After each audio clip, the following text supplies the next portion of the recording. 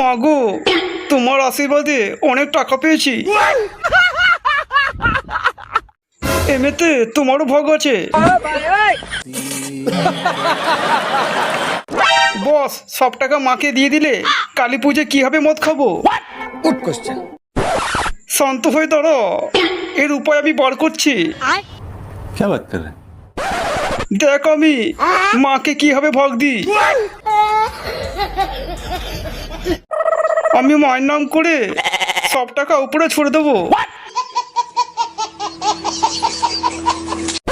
মায়ের মন্দিরে যত টাকা পড়বে সেটা তাও। ওকে, থ্যাংক ইউ। তোমার এত কম দাবি, শুধু 1 টাকা নিলে বাদ বাকিটা আমাদের মদ খাওয়ার জন্য দিয়ে দিলে। जश्न का इंतजाम करो, जश्न हो। ঠিক আছে মা। अबे এটা মজ কর দে। কি রে, হে হে, এবার তোমারটা ছোড়ো। भाई ने बोला करने का तो करने का।